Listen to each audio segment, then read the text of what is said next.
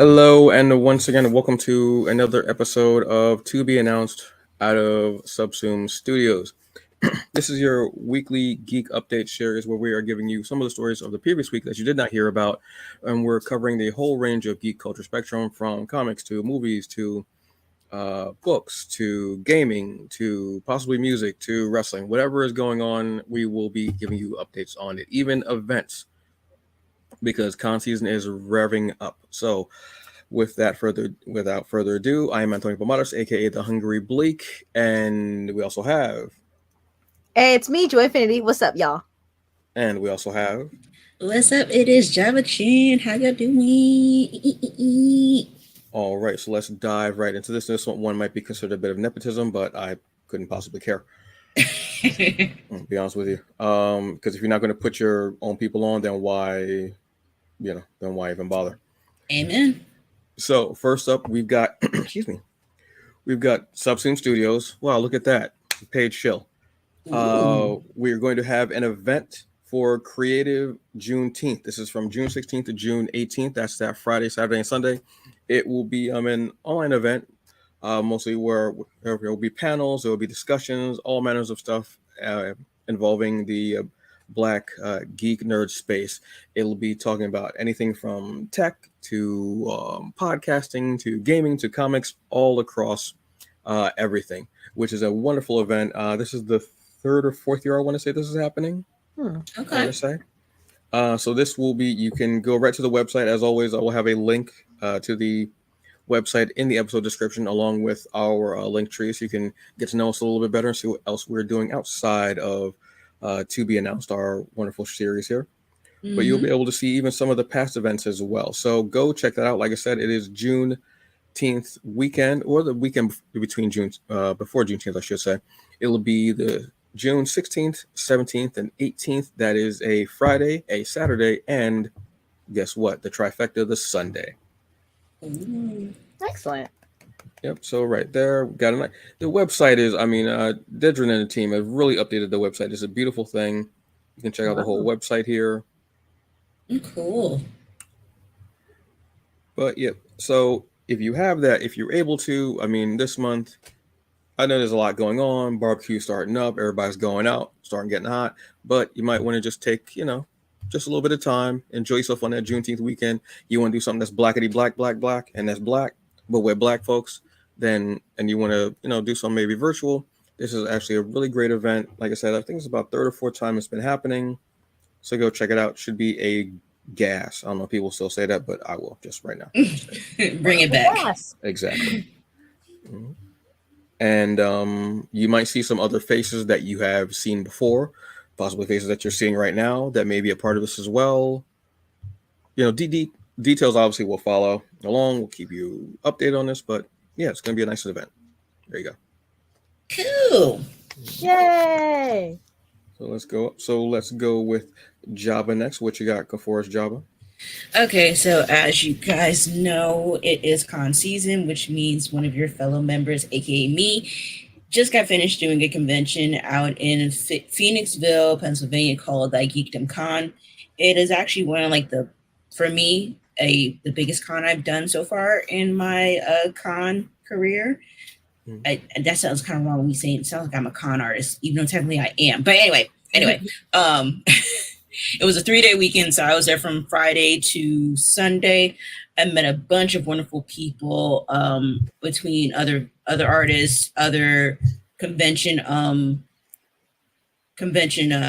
posters that were showcasing off their other conventions for later on down the year, which I will be going to some of them, as you will see. But one thing I wanted to bring up, and I did post this on my Instagram, was how I like connecting with people in certain ways. Because yes, I'm all here for making money. I'm a starving artist. What do you expect? But your girl is broke and she needs to make some money. But there was one thing I like to do when it comes to these conventions, especially for conventions that don't show enough of us. It's one reason why I like doing it, because especially for females. So me going here, showcasing my work, talking to people is always a great experience. So there was one experience where I met a cosplayer. First time ever doing cosplay. It was his first time ever being at a convention, and he was dressed up as Static Shock. And knowing me and my sales type, I'm like, oh, He dressed with Static Shock. I drew Static Shock. Like, and he's like, oh, well, this is cool. I don't have any money. So I'm like, you know what?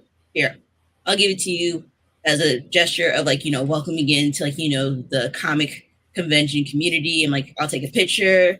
Like, you can take a picture, post it. And I'm like, don't worry about like, the cost or whatever. I'm like, I hope you enjoy yourself. And then on top of that, I gave him some advice on going to other vendors like us. And like go support them, even though you don't have any money, but just like, go out and talk to them and stuff like that. It was kind of like one like those hit me in my heartstring moments where like I felt good. I did something good that weekend.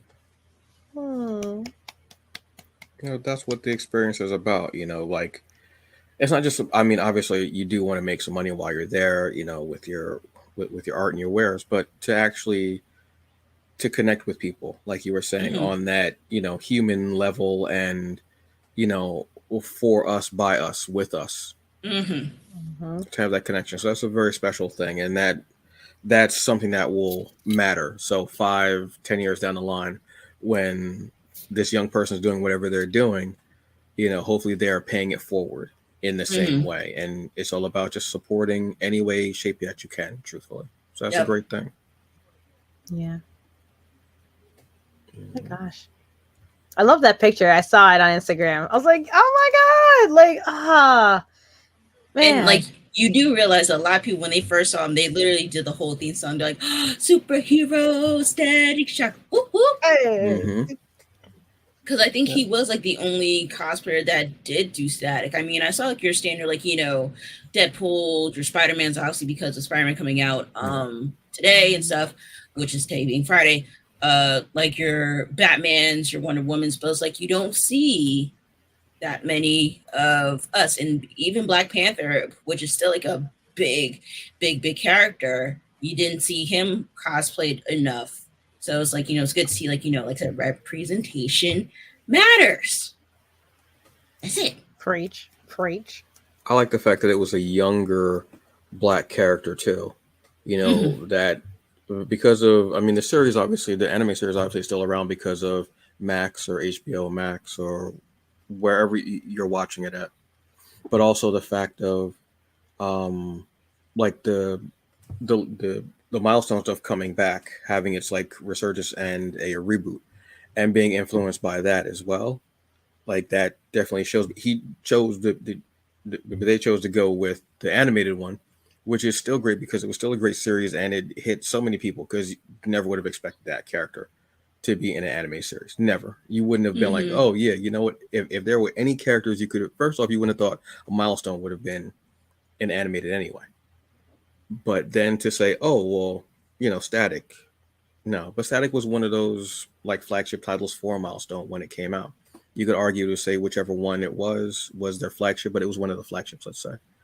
But it's beautiful to see that and to see that type of, see a type of representation. I'm guessing that now we're going to have more of obviously Miles Morales, but we're also going to have some definite Ariels coming out now. Because of Little Mermaid. So I did see one cosplay there, but she was a vendor, but she cosplayed as one of the Ariel, the new Ariel. So it was like, it's good to see that. Yeah, I mean that's what it is. When you keep having things like that, you're going to start, it's just seeing yourself in that character. But I want to dress up as that and what have you, and just doing it. That's what it's all about: spreading that word, spreading the love, and just like top of the line thing is just enjoy yourself and have fun with it. Yeah. And also make money. I mean, yeah, that's definitely going to be there, but get that money eventually. And Joy, you just come to speak of it. You've got some news about one Miles Morales coming up. Yeah, guys, ladies and gentlemen, these and thems and everyone in between. So I don't know if you all have seen it yet. I don't know. I was at work all day, but apparently people are having a hard time hearing the daggone movie. Like, I'm. It hurts me because I'm also very excited to see this. I was earlier, before I got soaked to death because there's a typhoon outside, I wore a Miles Morales shirt. Like, I was literally all in the spirit of it. But apparently if you're watching it in theaters, it's really hard to hear the dialogue. And I assume because of all the explosions and, you know, all of the wackadoo songs and not songs, wackadoo like sound effects and stuff. Mm-hmm. So apparently people can't really hear it. And at that same time, I am sort of, vibing towards waiting for it to be seen. Because if I can like see the subs, that's what I'll do. I will wait for the movie to get on streaming and then watch the subs. But I want to support the movie. So how do you guys feel now that there might be some issue? I'm wondering because is it depending on the theater? Because you know nowadays we have like your standard theater, we have your IMAX, like 4K, Triple H, whatever type style theater, where it's a lot more clarity to it. Is it depending on the certain view of you seeing the movie is affecting the sound? You know what I mean? Mm-hmm. Because you might, if you go into like an IMAX, it might be a little bit clearer. I don't know. Like, I can't say for sure. I haven't seen the movie, but I have come across some movies where the sound, like, you know, is overwhelming and you can't really hear certain dialogues when it's coming to play. But I feel like they should add like a screen through, like, okay, before we even put this out in theaters, is it good? Yeah, like you. And even when they had like their preview, even like when they had like the premiere, like there still should have been like, you know, some like, okay, it was good, but we can't hear nothing. Like this should have been like, you know, a done deal before it hit the theaters in general. Yeah, like I would think that they have I'm going to say screen test. This may not be the right terminology for stuff like this, but before you show it to the public, you would have had to have played it in theaters, like for testing, right? Like almost like a live event production. Like you have a rehearsal, and I don't know if they do that with movies and stuff, but I will say that like a concert I went to, I'm not saying which concert I've gone to, but I went to a venue and it was wide. It was a wide venue, and it's not the artist's fault. I don't believe it's their fault. I feel like where I was sitting, I couldn't really hear the person. Like I love them singing and it's amazing, but when it comes to having audio bounce off certain walls and certain arenas and certain areas, you have to test that. Like there's people that are there to make sure that the audio is tested and it sounds good in different parts. Like Beyonce, I'm sure she's had that, where you have to be sitting in different areas of seating. Like it pretty much it's sound check is what it is. Thank you. Sound check. That's what and I should know that. I've been doing that forever. But yeah, sound check. I don't know if someone just skipped out on the sound check and said, yeah, it's good enough. Just release it because people want it. And now you're having complaints that people can't hear. I would think they would have screenings where they would be able to see everything that's happening. I'm not sure if this might be a particular theater or like a theater chain or a particular or that particular, maybe that projectionist. If they adjust it, I'm not sure the particular. I'll be honest with you, I've never worked in a movie theater. Yeah. So I have no idea. I know that when I saw Dune when it came out in theaters. I forgot what it was. It may have been IMAX. I can't remember because I have the AMC stub. So just get whatever because it's not a different charge when you get whatever movie, whether it's digital or IMAX, what have you. And I remember watching it and watching the movie and listening to it. And I mean, it's very atmospheric. Right. You know, but the other thing about it is that I don't know if they realize this, but because of all the seismic action that's happening in the movie with them, you know, looking for the spice and the drilling and everything, or not drilling, but more like, you know, excavating, I guess would be, or mining for ice. There's a lot of like this bass and pounding, and you can feel it through your body. You can at a certain point feel it in your stomach. And if you've eaten something, because the guy who was sitting maybe about 3 rows down from me, this was during the pandemic too. So you have like, you know, space in between you, hopefully. Right. Yeah. He had to get up like 3 times. I think all that gyrate, all the like the sound, the vibration, it felt like it was right underneath you. Oh my god! I mean, it wasn't, but the way it was and the way the theater was, it was shaking stuff loose. And I guess my man had to go because I saw him holding his stomach. I'm not trying to be funny, but my man was like, he was running. Oh my god! He did it like twice. I was like, I don't know. So I think sound obviously is going to affect you. I'm wondering again, if it's a particular theater chain, if it was like you were saying, whether it's IMAX or digital, or whether it's Dolby 3D or whatever. Yeah, those sound configuration it effects. is. Yeah. I'm wondering. Hopefully at this point they'll check it out. Maybe it was just that particular, but this was actually in different theaters too, so it couldn't have been just one projection. I'm not sure, but hopefully they get this checked out by next week. I mean, people still gonna go see the movie. I mean, bottom line, because they're saying, you know, the soundtrack is booming, but I don't know what anybody's saying. Yes, you pretty much could just look at the story and just know the soundtrack is booming. Okay, cool, bet, and you're still just watching it. But notice, did anybody say they left the theater? Right? Nope. Everybody stayed. Oh yeah, it was good. It was so good. You know, so they knew what was going on. But yeah, but you do want to. I mean, there might be something that's inferred, because you know there's going to be something that you want to hear, maybe like a joke or something. You know what I mean? You want to hear that stuff. Obviously, you're also in the movie theater. You want to hear it. So yeah, hopefully they get this all squared away before next week. I mean, people still going to see it. I mean, this is the weekend after Memorial Day, so you know we're in the beginning of summer when it's starting to ramp up. People are going to want, especially with Saturday tomorrow. Yep. Yeah. They ready. You know, people are going to want to see this. And if it rains, I think it might be raining around here maybe tomorrow or Sunday. Again, people are going to want to be in the theaters when it's raining like that, or that they're going to want to see it, you know. So I want to say this is going to be more of a movie theater thing and not a home thing. Yeah. We'll see. I'm fingers crossed on that one. Yeah. Because I mean, it hasn't streamed on it. The only place it streamed, as far as I know, is on Netflix, the first one anyway. So I don't know what they're going to do with the second one. They have to figure something out. Marvel, Disney, I mean, you got to do something, because you got Indiana Jones up on Disney Plus now. You've got most of the Spider-Man stuff on there. It's time to bring home with Into the Spider-Verse. I'm ready. I mean, that's going to be one of your biggest movies that's going to be played, truthfully. Yeah. I don't know what to tell you. I'm ready. So we're going to do something a little different. I've only done this, I think, maybe once or twice, but hell, we're going to do it again. So, speaking of wrestling, because wrestling is part of the geekdom, and it's not talked about a lot very often, and not a lot with as far as like black folks, stuff like that, but I am a professional wrestling fan. Company AEW, which has been around for about 4 years or so. There was a big situation a ways back with CM Punk and the Elite.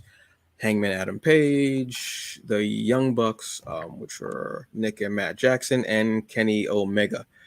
Well, unfortunately, there was a big, kerfuffle, squabble that was known as Brawl Out. CM Punk is a very divisive character at best in professional wrestling. I'm a fan of his wrestling mind, his acumen. He's incredible genius when it comes to some things, but he can be a bit cantankerous, let's say. So after many months and suspensions, it was announced by Tony Khan, who is the CEO and general manager of AEW, Dynamite and Rampage, that CM Punk will be returning on their new show, which is going to be called AEW Saturday Night Collision. Now, there may be a soft brand split, which will mean that they're going to have certain members of the AEW roster on one show and certain members on Collision. People who are willing to work with CM Punk will be on Collision. People who do not want to work with CM Punk, which there were quite few, unfortunately, because the situation is unfortunate, will work on Dynamite and possibly Rampage if they keep Rampage around. I'm not sure if they will, because yada, yada, yada. Glad to see him back. There's a lot of money involved, so people are going to be getting paid. Especially professional wrestlers are known as independent contractors, so they're not really contracted under companies, except for WWE. WWE has independent contractors, which means you should be able to do what you want to do, but when they have you under contract, you can't go anywhere else. You can't do indie bookings. You can't go on another show, anything like that. But with AEW, they have an open forum where you can go to different companies. They just have to make an agreement for it. They have an open door policy. WWE does not. They keep you in there. WWE's they've relaxed a little bit since Vince McMahon resigned in disgrace because of sexual abuse and sexual assault allegations. Okay. Yeah. Yeah. It's the mustache.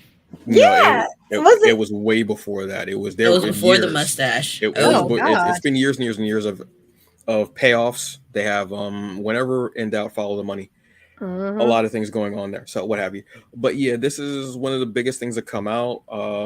When they announced it on this past week's AEW Dynamite, there were half boos and half cheers. Like I said, it's a very divisive being. Always will be. Yeah, I'm just The way you introduced this was like something we've never done before, and I was like, wait, what? What have we not done before? Like, this is fine. What's wrong with this? What? Well, no, I mean spreading out throughout different things and different parts of the culture. You know what I mean? Of geek culture. We've done this before. Wrestling? Yes. Yeah, we've talked about wrestling before. I don't think I've gotten this in depth about it though. Probably not this that was like depth. Yeah. This was like a bigger story. Like, wow, this is. But then also going, so No, I love this. What do you mean? it'll be no, not saying like no, just something different. I'm not saying like, oh, we, like something like that. But this is a story that I want to see where this goes.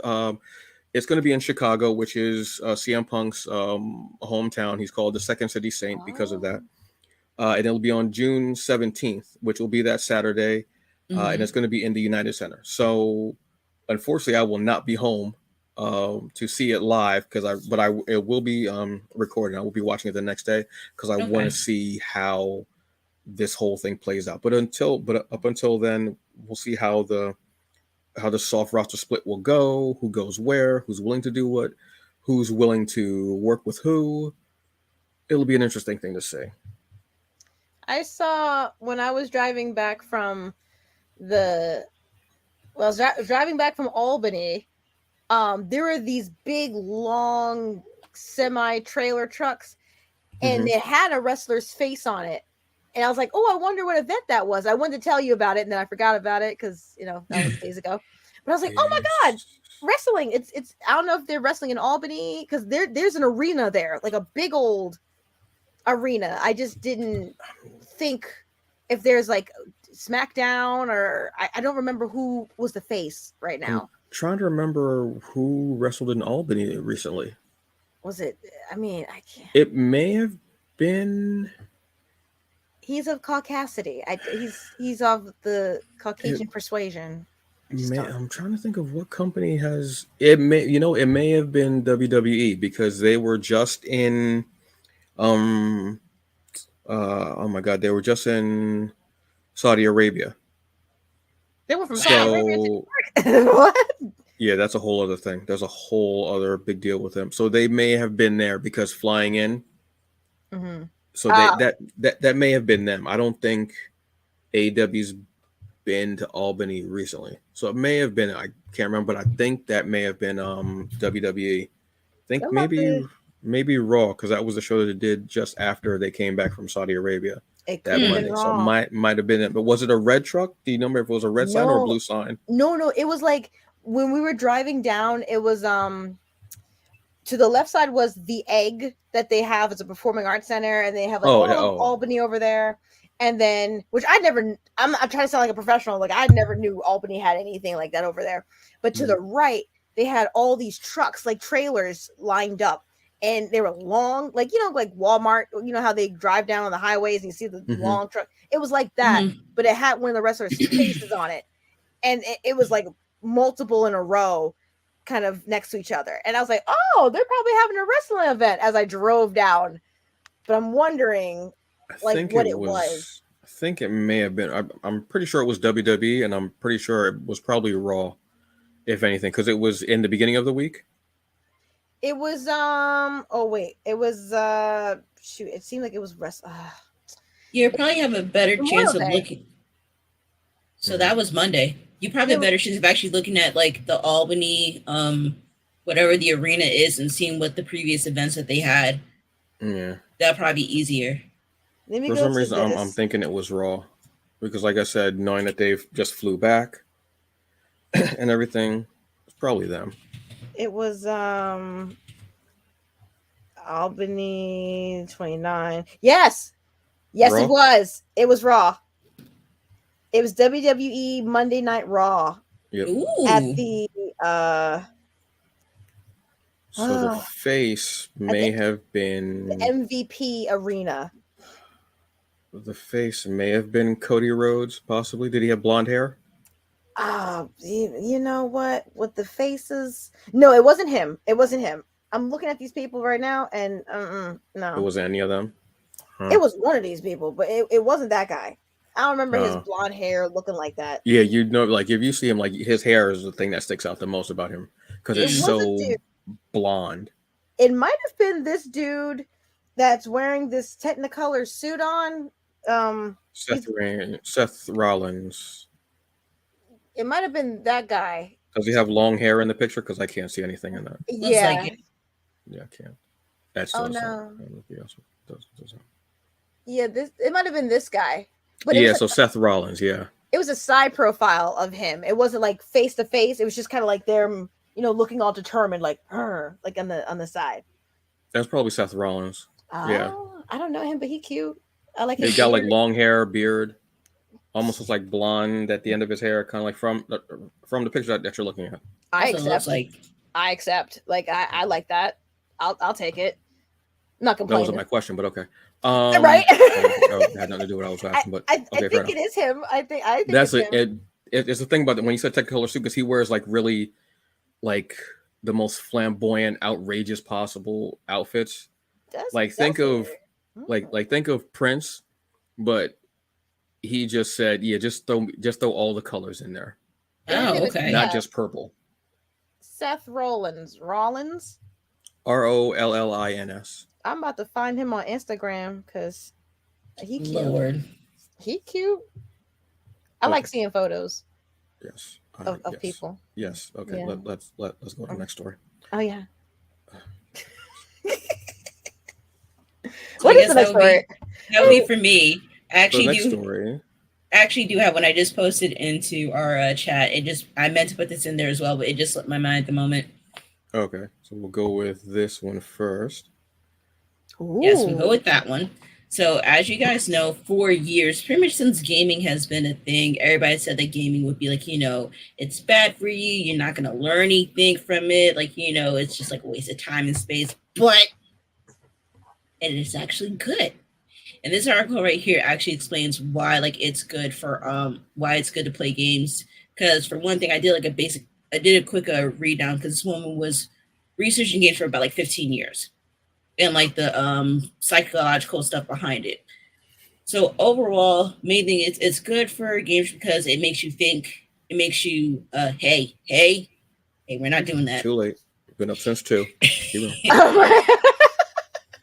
Pretty much the article says it's not all just about violence. It's not all about the obsession because obviously whenever most people who don't play games think about video games, it's like Call of Duty, Grand Theft Auto, Fortnite, even though Fortnite is like, I want to say like that cartoon violence. So it's not like, like blood and gore, like how Call of Duty and Grand Theft Auto is. Mm-hmm. But if we go right here, we see that I'm trying to make sure that I don't miss anything. Okay, yeah. So like for a prime example, they were blaming in 2018 how for the weekends, the shootings that happened in the weekend was blamed off of video games. Only that's not the case.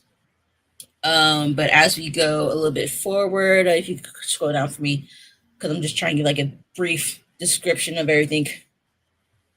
Okay. Yeah, pretty much I was saying everything that I was saying before, but I want to get to the good stuff where it talks about like how like it helps like oh yeah, if you click on continue reading, I'm sorry. Give you all the directions, my bad. Because I want to get all to the good part. See, I want to get to the benefits of it. There we go.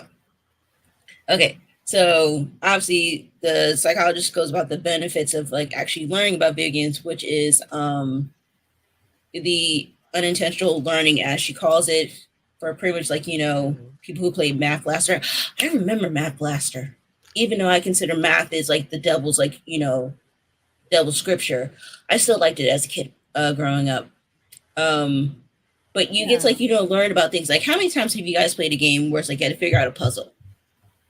Or how many times have like you to try to defeat a boss and like the way you were doing it wasn't working, and then you had to come back and do it all over again. Plus, half the time when I actually from playing video games, especially like a broad variety of video games, some of those some of those characters actually popped up in a few Jeopardy questions.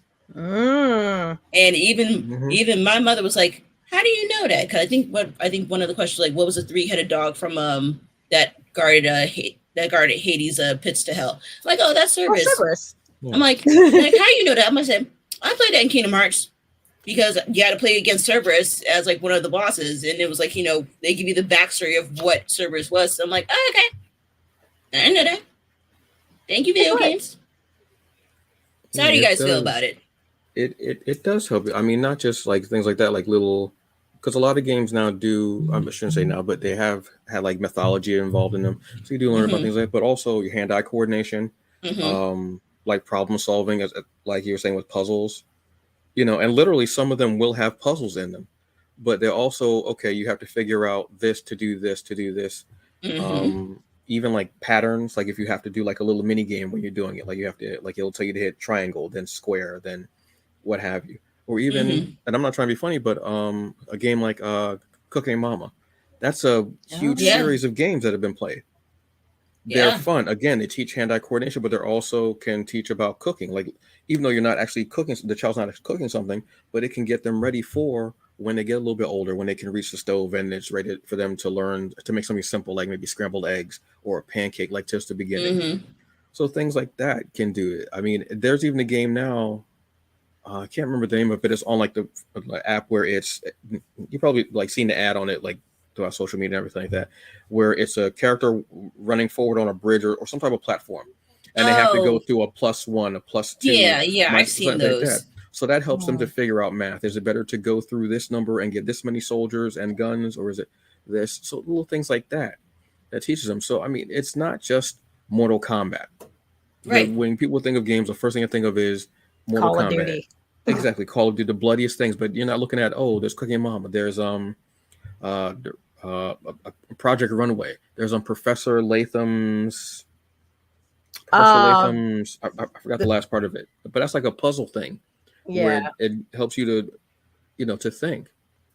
So many different types of games out there. I mean, shoot, like for me, like back in the day, like Sims had me in a chokehold, and I thought I was an architect. Like before HGTV was an actual thing, I was trying to build up houses, and like the couch was like 20 feet away from the door, even though like my house wasn't right. But it's like you learn how to build and create, and I think the same thing with Minecraft as well. Like you build stuff. Like I can't tell you how many times I've seen people like recreate like historical buildings just in Minecraft.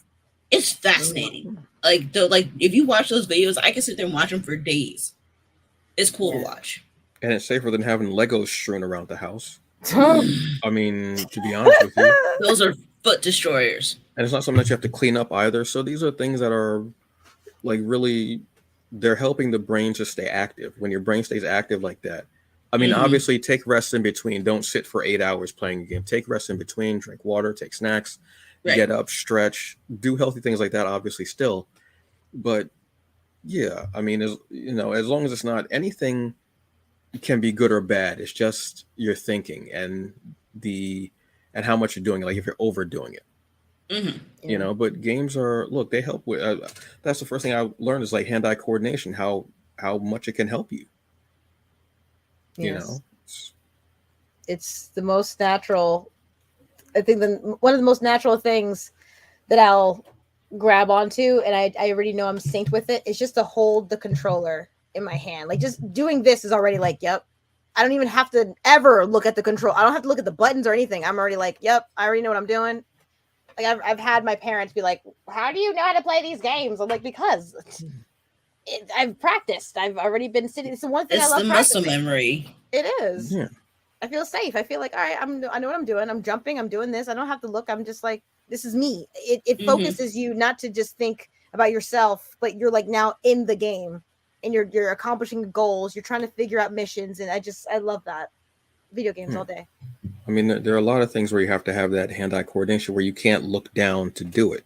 You have to be doing it and also looking forward, or maybe looking at like something else that you have to do, some type of multitasking, let's say, but it's really hand-eye coordination. But sometimes where you're here and you're here, I mean, that's like the precursor to typing. Oh. I was just thinking about that. Who remembers Mavis Beacon? Mavis Beacon is that girl. Yes. It's like trying to type, make sure the bugs don't hit your car. Because if you mess up, like they just splatter at your window like that. Like that was like the best way. I think that's still like one of the best typing games I have ever played. That's the only game that made me think that I wanted to be a cashier because of the the numbers. Because of that? Yeah, it'd be like ring up hamburgers, ring up whatever, and I'd be like $17.99. Like I would press it. Oh man, that's childhood unlocked right there. Mm-hmm. So that idea of it's just closed-minded, just like anything else. It's that closed-mindedness. When you look at something in a deeper way, you look at how it can affect, you don't just look at this. And unfortunately, that was our president at that time, Trump, who had said that. If that's a source of your information and what you're saying, you probably should rethink everything that you've been told. Mm-hmm. But it's amazing. Like Mario Brothers is what taught me a lot of hand-eye coordination. That was like one of the first big game I played where it was actual. It wasn't just a paddle where you had to twist the knob. You actually had to hit the buttons A and B. You had to use the crossbar. Mm-hmm. It was things you had to do. Like at first, you had to look at it, go, what is this? This is so different than just a joystick. But as it evolved through the different game consoles, you learn it. So that's that muscle memory, that hand-eye coordination. It's something that we learn, and it's an easy way to do it. Even with tablets and phones now, it's an evolved way of doing it. It's just on a different screen and everything like that, but it's still a way to do it. Mm-hmm. And plus you can end up learning a really great story about something as well from that, or you can get dysentery on the Oregon Trail. I mean, it's up to you, whichever way you want to go with it. Because we all learned what dysentery was, and we really didn't know what it was or how bad it was, but we knew what it was. And then once you learn really what it is, you're like, oh my God, now I know why everyone died on the Oregon Trail. Look, I hope we transition because that's such a wonderful segue into this whole thing, this next story. Please. Which story are you talking about? Is it the... I'm talking about the Strong National Museum of Play. I put it into the chat like mega late, but I see it. This is a callback to one of our earlier episodes where I spoke about the National Video Game Museum of, the Hall of Fame, which I was like, did you guys know that that's a thing? Because I didn't know it was a thing. And we were like, what? No. I went there. Like, we went there. Bibi and I physically went to this wonderful, the Strong National Museum of Play. And y'all, it had everything. Like, everything. So the main goal, of course, was to go see the Video Game Hall of Fame, which I did. And we saw it's a hallway, and it has games from all eras, which was hilarious to me because you would see Oregon Trail was in there. So I was like, oh, the dysentery. They had a t-shirt that said, like, you have died from dysentery. And I was like, wow. But they had so many just games. Wear your shame. Literally. It's one of the most famous statements in, like, video games, truthfully. Yes. Sadly.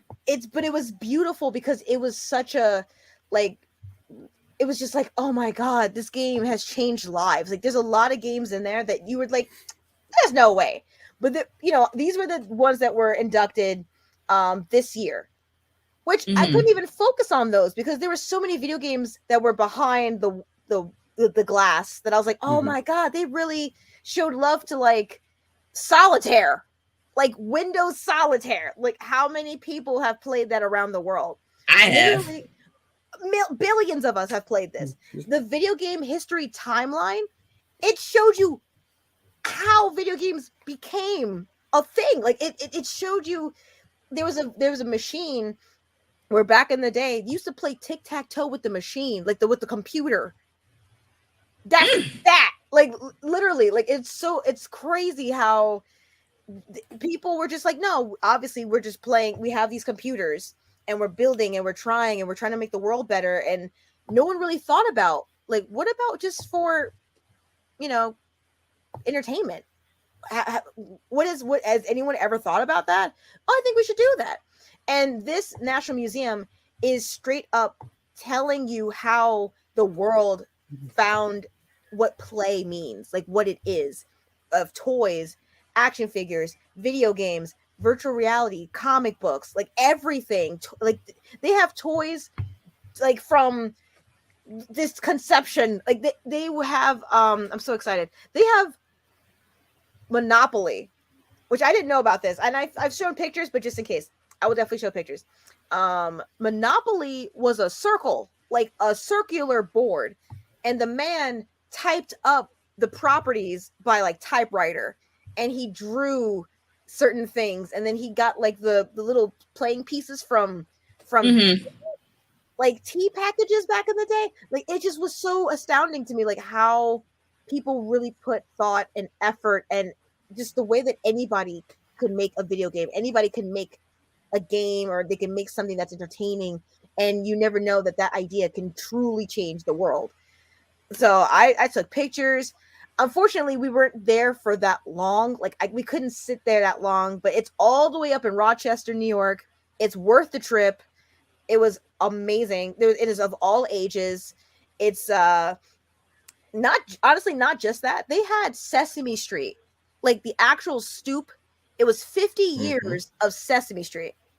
Like the 50th Wow. anniversary. Like, could you imagine 50 years Sesame Street has been a nationally syndicated show, and they showed not only that, but like Elmo's World. They had the theater, the movie theater with Bert and Ernie. They had Big Bird. They had the retro store. I guess it was when they would show kids what used to be back in 1969 and what things used to be popular, and how those certain songs were the first to be played on Sesame Street first before hitting the radio waves.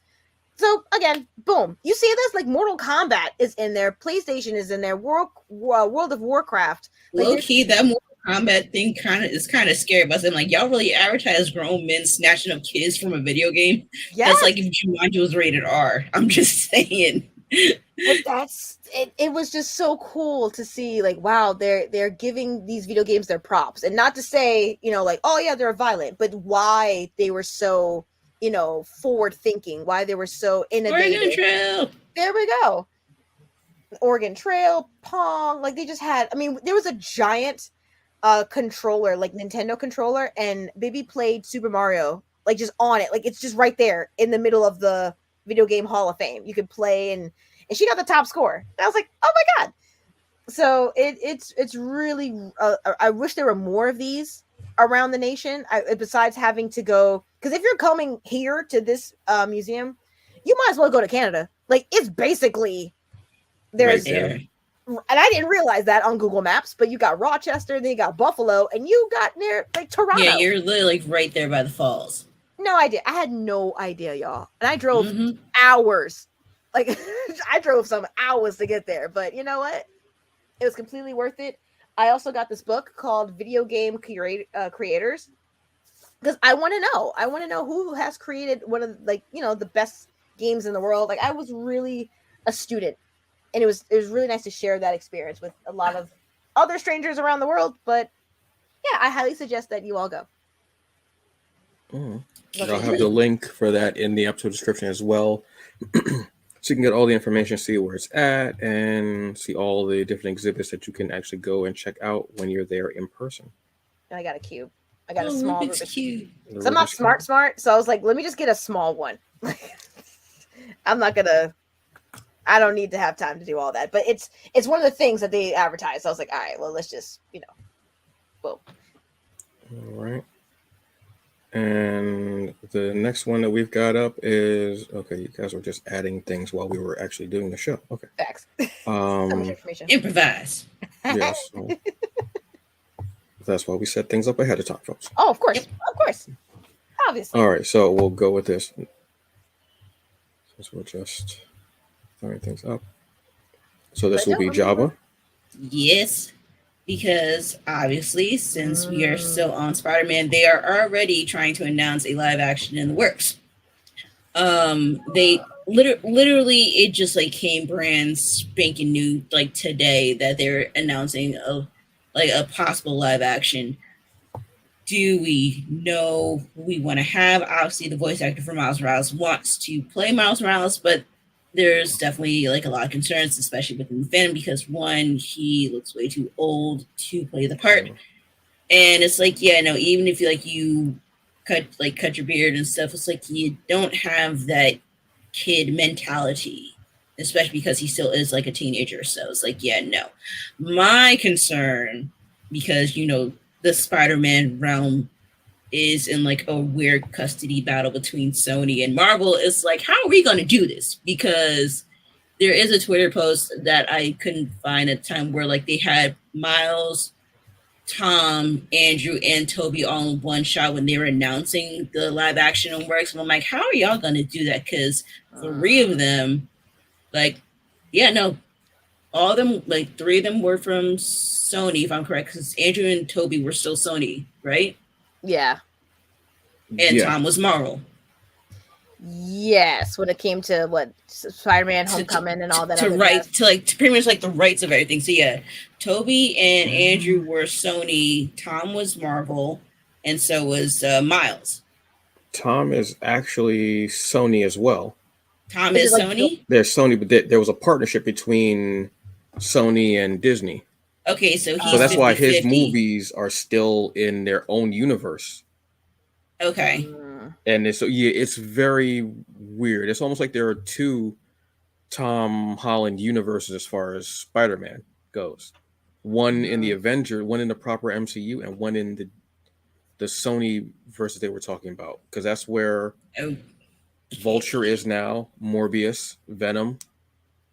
When they had that dimension hopping time, so it's very. So it's like there's a partnership between two. Yeah, so that's just my thing. If you're gonna do another live action, which I have no problem with seeing for a Miles, is like, how's it gonna be done?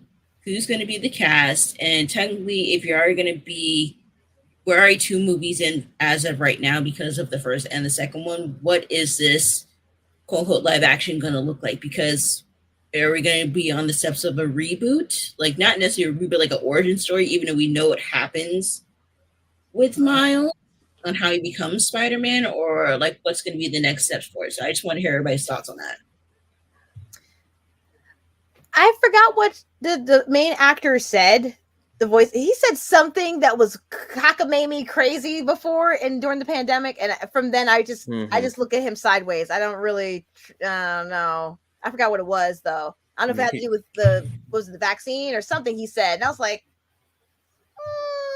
what? Like, you sound crazy. Whatever he said. Yeah, he said something that was ridiculous. But that I'll put that aside for a second. I'm gonna say too old for it. Mm-hmm. People have been talking about I forgot his name from Stranger Things. Lucas? Caleb. Caleb. Yeah, him. But he's even he's still a teenager, I want to say. He technically is, but then I've also been hearing the young gentleman from Blackish, because he is Afro-Latino, is the little brother. He does, okay. But the only thing is though, I think some fans are looking for more of a darker complexion and not always going for like the lighter version, even though you are Afro-Latino. Still, colorism is a thing, especially within the Black community. It's like, if you want somebody to actually match technically the exact shade per se, like, he needs to be a little bit darker. And that's why some people were asking for Mr. Stranger Things because of his complexion, but it's too dark. They were also looking for him, for Grownish, to be as one of the characters. But I want to know is it going to be an origin story, or is it going to be like a story like picked off of like, one of his comics that we don't know about? So it's like, it's kind of like, so many questions, let alone like, who do you want to cast, and let alone who's going to be distributing it. I think for Miles, you have to do an origin story. Yeah. Even though he's a character that's well known, he's not Peter Parker well known yet. Okay. So I think you have to do an origin story for him. Also, because I think that would be one of the most beautiful origin stories, because we don't have a lot of Black superheroes that we get origin stories for. We don't even get a lot of Black superhero movies. Sure. Let alone. So I wouldn't mind seeing that. The only thing about it is that you have to link it through Spider-Man, because of the spider that bites him is from, that whole mythos. It would be like trying to do Venom, which didn't really knock as well, doing Venom without Spider-Man. Then years later, kind of all trying to retcon it, but kind of a fake out psych retcon of knowing about it. We still don't even know because the symbiote knows. That's a whole other topic. But yeah, you would have to link it to Spider-Man somehow. So I mean, you can do it. I don't think my man is too dark. I never want to say that about a black person. Ever. Do it. Mm-hmm. I never want to say that about anybody being too dark because, like you said, colorism is a thing, and too often, So, I mean, it would be interesting to see how that goes. I would love a live action of, honestly, these animated movies just because I love seeing all the different Spider characters together. I know that's like far, like way, way, way out of it, but I would be happy to see this. I would love to see this because it's one of playing the game was so incredible and so fun. Being this character who kind of represented me, being Afro Latinx, you know, so that was so cool. Even though I'm not of his particular descent, it's still Afro Latinx, so that was cool. And he has some of the coolest suits there. So I mean, I'm here for it. I'm hoping it happens. Yes, I'm here for it, but I think we should just get an actor that's new. Like, I don't like when they have all these movies and they're trying to make someone that's already well known to fit into a thing.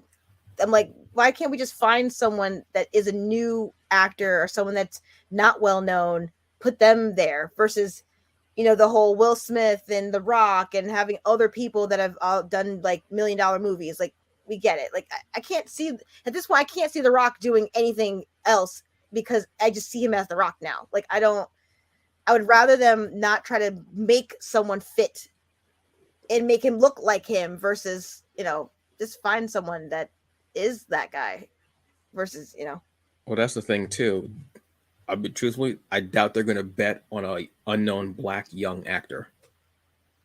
True. That's the downside too. So it's like, it's so, and I hate to say this, it's hard to cast, which doesn't make any sense. It should be easy to cast, but but I would be up for it. I would be up for it. Yes. Bring it. Bring all, if they do it like the Ultimate, where they actually kill off Peter Parker and Miles is the one that takes over. And we see that would be cool. But I mean, I'll be happy to see across the Spider-Verse when I'm able to. Hopefully next week, I'll just be happy to see that because I love that movie. It's so damn good. All right, so we got one more story we're going to hit up real quick. I mean, yeah, but it's not like a long one. It's just to say for Pride Month. Okay. It's just, if anyone has ever played it, I played it on stream. It's the Tell Me Why game. Ain't Don't nothing Nod. but a heartache. It's Sorry. free. No, that's why I said it, because I was like, well, it's free on Steam, y'all. So if y'all have never played it before or you don't know what it is, it's basically almost out of the same universe. It's from the same people that did Life is Strange, but it's not from the Life is exactly Oh, right. that's why it looks so familiar. Okay, that's why the poster looks the way it does. Okay. Yes, it's Life is Strange universe, but it's not with the Life is Strange cast. It's a different set of people, and they're in Colorado. And I really loved this this sense of representation because they do have a person who is trans. They do have people of color in this game, and just the overall plot was definitely different than any game I had played, especially from this universe. They're already different. Like Remember Me and, you know, Life is Strange. It's already boom in your face, and it's very, you know, mature themed, but especially for Pride Month, LGBTQIA plus community, it's going on for free. So if you do have time and you want to explore, it's short too. There's not like 5-6 episodes. I think it's only 3, either 3 or 4 episodes. And we've had jokes about this game. You know, the upper room. If you were there. One. Yep. Okay. The upper room. Oh God, the upper room. So is Remember Me in the same universe? Or just the same? No, it's the same makers. Remember Me something totally different, but that's still also a good game as well. I played that one. So yeah, that was just for Pride. You know, happy Pride. And if you want to play this, you can get it on Steam for free, and Xbox, of course. It's free Steam and Xbox. Is it just for June or it's free I feel like it's for Pride Month. Like it's just for just June. for Pride Month? Okay. Yeah. Which is a great thing to do, you know, especially it's an indie game like that. Like I remember, excuse me, like the fun of watching, because you know I don't play a whole bunch of games like that, but I Mhm. remember the fun of watching you stream Life is Strange, and I was like, oh, this is like, oh, this is this is cool. Like again, like, that was like my must watch TV. Watching that, I would y'all can go to whatever station. I was hitting up Twitch to look at these streamers play these games, and that was one of the fun ones that I liked. I mean, there were a few, but that was one of the games I was enjoying because I was like, oh, what's going to happen next? I enjoyed it. Mhm. Like it was like watching an actual TV show and like going, oh my god, and almost being interactive, kind of, sort of, with the person who was playing it, maybe, or just letting Yeah. you play. Oh, cool. I have to get back into that. It's unfortunately time consuming when life actually started back up. Yeah. Yeah. Unfortunately. That's the thing, because because normally my Friday nights would be streaming, and something else came along, hence this. So on that note, folks, we've given you a lot to go through, a lot to sift through, but as always, I will have the links in the episode description so you can check everything out. And as Joy was saying, happy Pride Month to everyone. Mhm. Your love and your heart matters regardless of how you love, who you love, or how you choose to walk down the street and whose hand you'll choose to hold. As always, I'm wearing purple to represent bi. You know, I don't consider myself an ally. I consider myself a friend, and that's it. You know, that's basically it. I Agreed. love that. Thank All you. right, you're I mean, I'm welcome. not wearing purple, but I agree with this statement. Thank you. Same. So on that note, do you all have something to part with? You go first, Jabbachan. Just want to say once again, happy Pride. Drink your water, stay safe, and also stay hydrated because it's starting to get hot. But the nation ain't playing. I see I'm drinking my water here. Yeah, that's pretty much it. All right. I Joy? I absolutely agree. I got the controllers behind me because I control my own life and my own destiny and who I love. And Hey. also, they're the bi-colors, and I also identify. Well, I identify as bi, and you know, I'm excited that there is something for me to. I know, regardless of labels, I'm glad that I can show that and be with people that I love and supportive people that care. So, thank you. There you go. Yeah, on that note, I will have everyone's link tree in the episode description, folks. You will be able to find us at our various spots and platforms. I will be taking a break soon off of the Hungry Bleak podcast to rest, retool a few things. During the summer, I will be taking care of this read pile, which this is only like one drop in the bucket of that ocean. But I'll be streaming hopefully a little bit more, maybe. I don't know, possibly. But look, as always, enjoy yourselves. As Jabbachan was saying, drink water, take your medicine, whether it's for a mental, physical, or emotional ailment, because we want you to be the best you can be, and leave it better than you found it. You all have a great day, evening, whatever time you're choosing to watch this. Put on a hat.